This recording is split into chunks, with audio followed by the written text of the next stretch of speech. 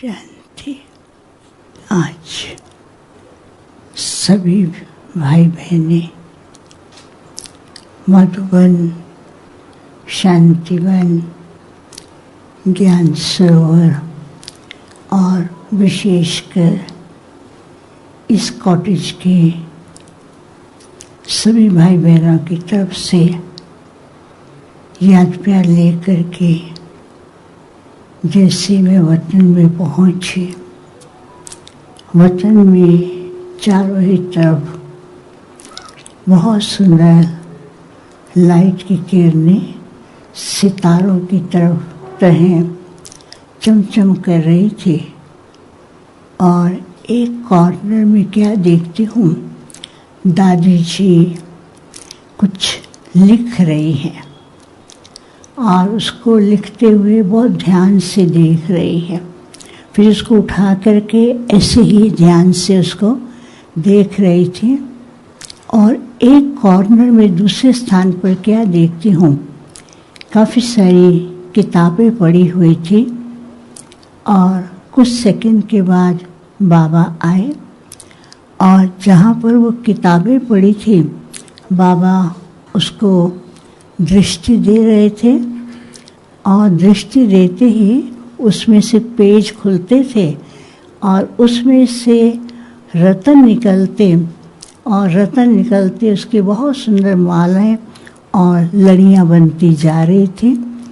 और बाबा ने उठा करके अपने पॉकेट में छिपा लिया उसको। फिर बाबा आए और बाबा आकर के दादी के पीछे खड़े हो गए। जैसे लुक छिप का खेल होता है ना, तो ऐसे दादी पढ़ने में लिखने में बहुत व्यस्त थे। बाबा पीछे खड़े हुए, पीछे से दादी के गले में वो बहुत सुंदर जो मालाओं का बना हुआ सेट था वो दादी के गले में डाल दिया। तो दादी देख के हैरान होती हैं, ये सेट कहाँ से आया है। इधर देखती है, उधर देखती है, तो दादी को समझ नहीं आ रहा क्या है। तो बाबा ने क्या किया, अपने दोनों हाथ से दादी की आंखों पे हाथ रखे। तो दादी इतना हंसी, बाबा आप ये क्या कर रहे हैं, बाबा आप ऐसे कर रहे हैं। तो इतना खुश और फटाफट बाबा के गले लग गई। तो वो दृश्य इतना सुंदर लग रहा था कि जैसे बाबा उनको बहुत प्यार कर रहे हों। फिर बाबा ने सामने आकर के देखा तो कहती है, बाबा ये माला कौन सी है। तो बाबा ने कहा, ये माला मैंने नहीं बनाई है, ये माला तो तुम्हारी बनाई हुई है। कहती मैंने तो बनाई नहीं है। बाबा ने कहा ध्यान से देखो। तो फिर दादी को याद आता है कि बाबा हमें क्या कहते थे, क्या पुरुषार्थ करना है। तो दादी उन बातों में कुछ सेकंड के लिए खो जाती है। तो बाबा ने कहा, देखा बच्ची, इस बच्ची की जब से बाप की बनी तब से लेकर के बच्ची ज्ञान रत्नों को इसने अपना आधार बनाया और बाबा जो श्रीमत देते रहे उसका एक्यूरेट पालन किया।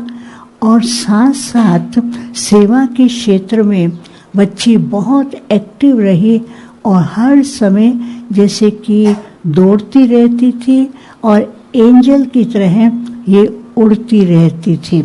और बच्ची को लास्ट तक भी ज्ञान रत्नों से बहुत प्यार था। तो बाबा ने कहा, इस बच्ची ने अपने पास बहुत बड़ा खजाना जमा किया और वो खजाना बांटती रही। फिर बाबा ने कहा, इस बच्चे की दूसरी विशेषता जो रही वो हर चीज़ में एक्यूरेसी। कुछ भी हो, छोटी सी छोटी चीज़ में भी उसको एक्यूरेसी चाहिए और सफाई और सच्चाई। तीन चीज़ों में सच्चाई, सफाई और एक्यूरेसी से इसने जो किया, कुछ भी होगा हर चीज़ को 2 बार 3 बार ध्यान से देख करके उसको बिल्कुल एक्यूरेट करती थी। तो फिर बाबा ने जिसे दिखाया उनके सामने बहुत सारे रतन पड़े हुए थे, उसको उठा करके फिर से अपने हाथ से माला बनाई। और माला बनाते एक तो रतन ऐसे थे, थोड़ी थोड़ी चमक कम थी, उसको निकाल दिया। तो मैंने कहा दादी ये तो बहुत अच्छी लग रही है। कहती ऐसे थोड़ी, बाबा जो देते उसको एक्यूरेट फिट करना है, उसको एक्यूरेट देखना है। फिर ऐसे एक्यूरेट उसका दाना चुन करके उसमें लगाया। बाबा ने कहा कुछ भी कहो इस बच्ची को, इसको जब तक एक्यूरेट शब्द, एक्यूरेट सिचुएशन या एक्यूरेट स्थिति नहीं मिलती थी तब तक वो उस पर लगी ही रहती थी। फिर मैंने बाबा को कहा बाबा हम सबका एक बहुत प्यार भरा उलेना है। बाबा कहते उलेना? मैंने कहा बाबा हाँ सभी ब्राह्मणों का है। तो बाबा एक सेकंड शांत हो गए। मैंने कहा बाबा एक ही रतन हमारे पूरे ब्राह्मण के सामने, जिनके आवेग स्थिति, जिनके द्वारा बाप दादा और एडवांस पार्टी की एक सुंदर माला देखने में आती थी तो सबको वो फीलिंग आती है कि दादी का ये आवेग चेहरा और संपन्न चेहरा सबको जब देखने को मिलता था उस स्थिति का और बाबा के पास का अनुभव करते थे। तो अभी वो सब सोचते हैं और संकल्प करते हैं। बाबा ने कहा अच्छा क्यों संकल्प करते हैं? तो बाबा ने दादी का चेहरा एकदम बाबा जैसा दिखाया और सब भाई बहनों को इमर्ज किया और दादी बाबा की तरह ऐसे हाथ करके खड़ी है और उस हाथ से बाबा तो खुद छिप गए। दादी को बाबा ने ऐसे बना करके और वैसा स्वरूप दिखाया उस हाथ से सबको जैसे बाबा का और दादियों का साक्षात्कार होने लगा और सब के सब बाबा से ऐसे प्यार से मिल रहे थे। तो बाबा ने दादी को फिर कहा बच्ची देखा ये क्या बोलते हैं? तो दादी मुस्कुराते हुए कहती हैं बाबा तो साथ में हैं, बाबा सबका हाथ पकड़ करके चला रहे हैं, सब बच्चे बाबा की छत्र छाया में हैं। इसलिए जब भी कोई संकल्प आए बाबा की गोदी में बैठ जाओ, फिर देखो बाबा कितने अच्छे अनुभव कराता है। तो मैंने कहा बाबा अभी दादी क्या कर रही हैं वतन में? किसी क्या कर रहे हैं, इनसे पूछो क्या कर रही हैं। तो दादी को बताओ क्या, दादी को कहा बताओ क्या कर रहे हैं। दादी कहती है मैं आपको क्या बताऊं, बस बाबा हमें रोज हर सेकंड ऐसे ऐसे अनुभव करा रहा है। कभी पूरे विश्व का भ्रमण कराता है और दूसरा खास करके ब्राह्मणों के पास लेके जाता। हर एक ब्राह्मण बच्चा जो है वो किस तरह से पुरुषार्थ के लगन में है। तो मैं शांत हुई, मैंने कहा क्या करें? कहते बच्चे पुरुषार्थ में बहुत अच्छा कर रहे हैं लेकिन कभी कभी ऊपर नीचे झूले में झूलते हैं, कभी कभी पुरुषार्थ में एक दो को देखते हैं। अपनी लगन की जो मस्ती में रहना चाहिए उसमें कभी बहुत अच्छा कभी कम।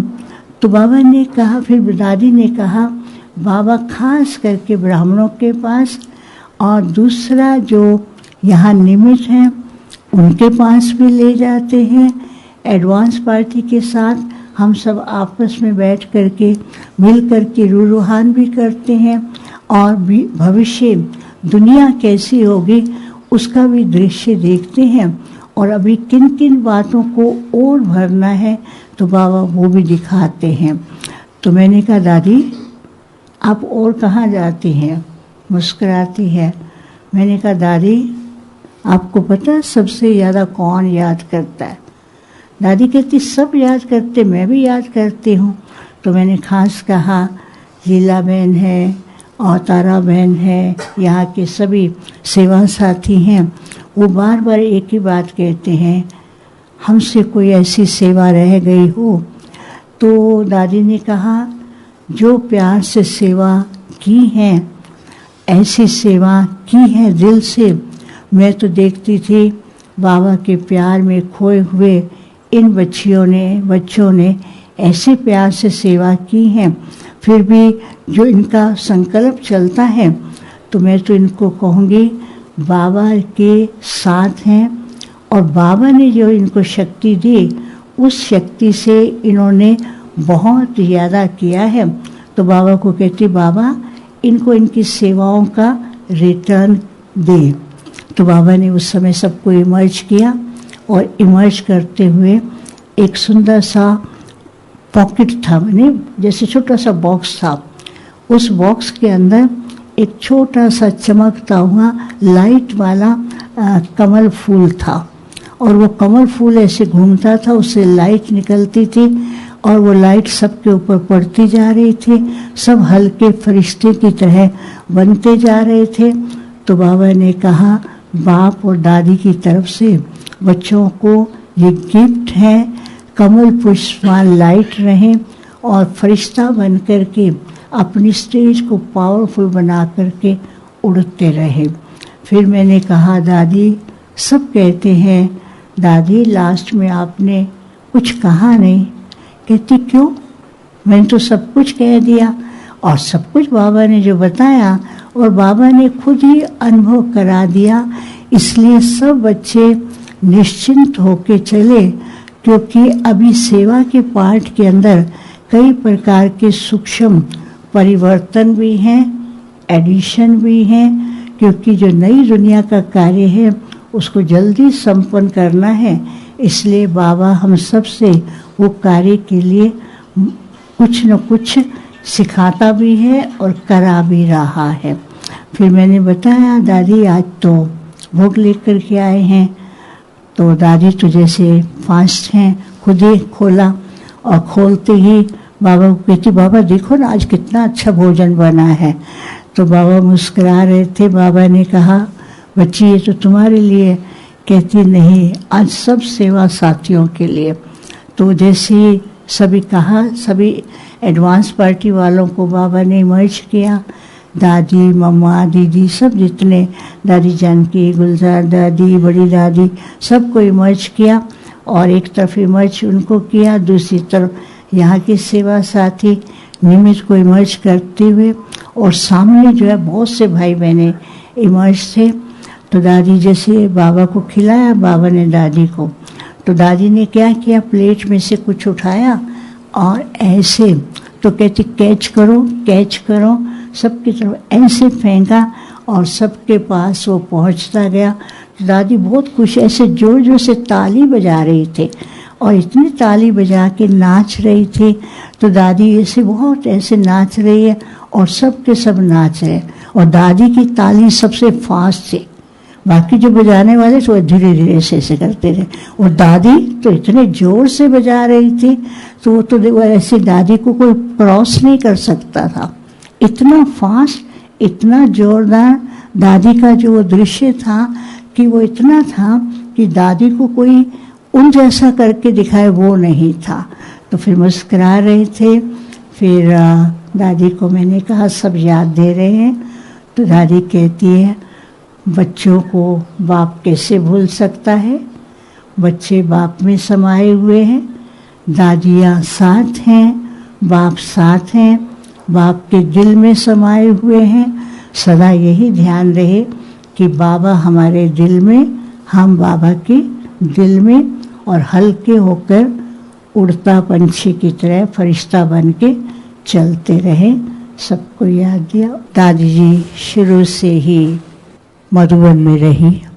दादी जी का मेरा पहली बार माउंट आबू में साकार बाबा के टाइम पर जो प्रदर्शनी लगाई थी, उस समय साकार बाबा ने वरिष्ठ भाइयों को, जगदीश भाई, रमेश भाई, निवय भाई और दादी रतन मोहिनी जी, इनको विशेष प्रदर्शनी की ड्यूटी दी हुई थी कि जो प्रदर्शनी देखने के लिए आते हैं उनको गाइड करने वाले कैसे गाइड करते हैं। उस समय मैं मनोहर दादी जी के साथ मधुबन में रही थी। दादियों के साथ बच्चियों को भी भाग्य मिल जाता है, छोटी बच्ची थी और दादी मनोहर इंदिरा के साथ रहते हुए बाबा के साथ हर बात में बाबा के पास जाना, खाना, बैठना, बाबा के साथ बातचीत करना। तो बाबा ने मुझे खास कहा कि आपको प्रदर्शनी में रोज़ समझाने के लिए जाना है। तो मैं रोज़ जाती थी दिन को वहाँ समझाने के लिए। तो हमारे पीछे दादी रतन मोहिनी जी बहुत ध्यान देती थी जैसे हम समझाने लगते थे तो पीछे से छुप करके देखते थे कि ये क्या समझा रही है। और फिर मैं बाद में आकर पूछती थी, दादी कैसे रहा? तो वो कहती, समझाया तो बहुत अच्छा है, लेकिन इस पॉइंट पे तुमने ढीला क्यों समझाया, जोर से क्यों नहीं बोले, पावर से क्यों नहीं बोले? वो उनका शुरू से पावर से बोलने का संस्कार था ना। ज्ञान जो सुनाती थी जोर से, पावरफुल, जो सुने एक बार उसके दिल में लग जाए। और हम लोग तो ढीले ढाले, कभी कोई पॉइंट पे जोर दे दिया, जो पॉइंट नहीं समझ आती उसको धीरे से बोल के आगे घुस जाते रहे। तो वो फिर हमको सिखाया कैसे उस पॉइंट पर आपको समझाना है। और दूसरी बार मेरा दादी से मिलना 1970 में चंडीगढ़ में मैं जॉब करती थी। वहाँ उस समय दादी जी अपनी लौकिक माता जी देवी माता के साथ आई थी। उस समय भी दादी से हमारा मिलना हुआ। और जब वहाँ पर हम मिले, दादी को देखते तो दादी का प्यार और दादी की एक्यूरेसी तो वहाँ ही हमने देखी। फिर जब मैं मधुबन में रहने लगी तो दादी भी यहाँ रहने लगी। और फिर थोड़े टाइम में लीला बहन भी आ गई। तो हम सबका इतना गहरा कनेक्शन रहा, लीला बहन से भी, दादी से भी। और दादी का तो हमने शुरू से देखा, जैसा कि सुना, कोई भी कागज़ उनको देंगे, ऐसा नहीं कि जल्दी जल्दी पढ़ के दे दें, उसको पढ़ेगी, ध्यान से पढ़ेगी, 2 बार पढ़ेगी, फिर कहेगी ये अक्षर चेंज करो, ये अक्षर चेंज करो।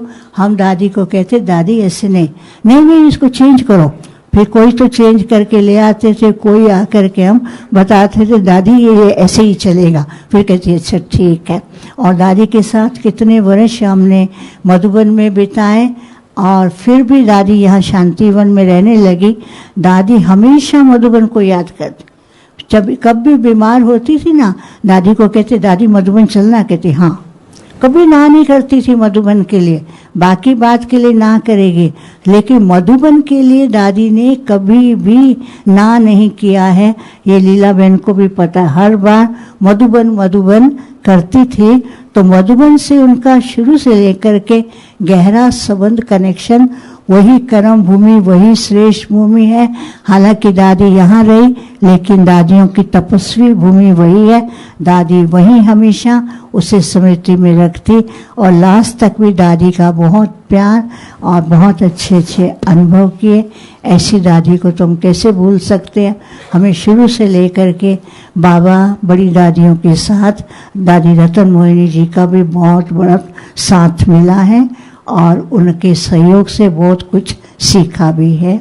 ओम शांति।